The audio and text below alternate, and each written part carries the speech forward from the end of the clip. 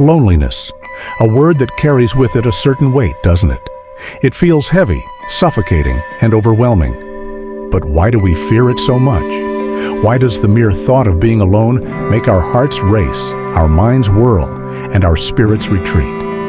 Perhaps it's because we've been taught for so long that to be alone is to be lost. But what if I told you that being alone is not a sentence, it's a choice? A choice to step into your own power, to reconnect with the core of who you really are, and to rise above the distractions that cloud your path.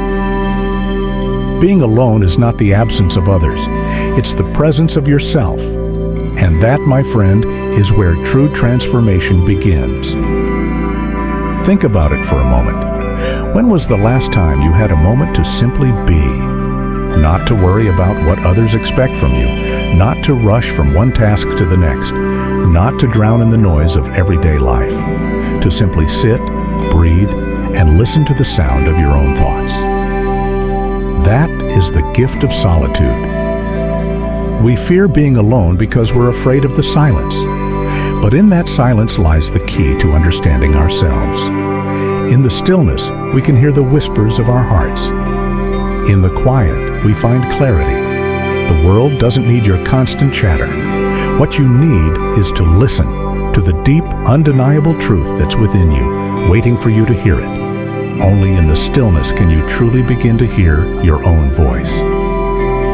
We are always moving, always rushing, always connecting.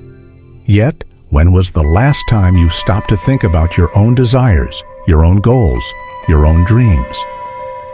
When did you last pause and ask yourself, what do I want for my life? What do I truly need to feel whole? Being alone isn't about being forgotten or abandoned. It's about finding yourself. It's about rediscovering the most important relationship in your life, the one with you. Think of all the great thinkers, the artists, the visionaries who have shaped the world. Most of them spent significant time alone. Albert Einstein, Thomas Edison, Leonardo da Vinci.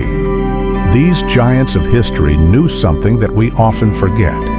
Solitude is where creativity is born. It's where ideas flow freely, where visions take shape, and where the greatest breakthroughs happen. Solitude is not a hindrance to progress.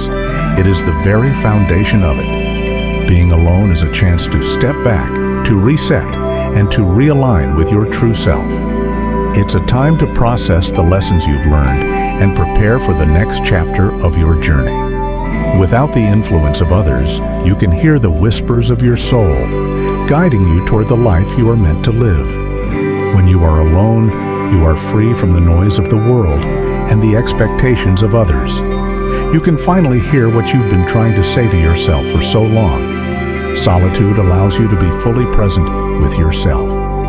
It's in these moments of quiet that you can connect with your inner strength, your purpose, and your deepest passions. In the silence, there's room to breathe, to think, to grow. There's no need to perform, no need to prove yourself to anyone. Just you, in your purest form, living and existing in the present moment. And yet, so many of us run from it. We surround ourselves with noise, with people, with distractions, anything to avoid facing our own inner world. We fear the silence because it brings us face to face with our insecurities, our doubts, and our unresolved pain. But it's only in facing these uncomfortable truths that we can heal, that we can grow, that we can evolve. It's in the stillness that we find the courage to confront our shadows and bring light to them. Being alone is not about running away from life. It's about stepping into your own life with full awareness, with full ownership, and with a deep understanding of your purpose. Alone doesn't mean lonely. It means being free. Free from the expectations of others. Free from the noise of the outside world. Free to define your own path and walk it at your own pace. It's a gift, a precious, life-altering gift. Let's be honest, society has made it so easy to fear being alone. We're told to always seek the company of others, to fill our time with endless distractions. But what happens when we stop and let ourselves be present in solitude? What happens when we stop running away from our own minds and start listening to the quiet, to the truths that have always been there? The truth is, when we're alone, we're given the opportunity to heal, to grow, and to reflect in ways that we never could when we're distracted by the world around us. So, I challenge you, instead of fearing being alone, embrace it. Welcome the quiet, the space, and the opportunity for growth. Use solitude as a tool for self-discovery, for creativity, and for healing. And when you do, you'll realize that you are never truly alone. You have yourself, and that is more than enough.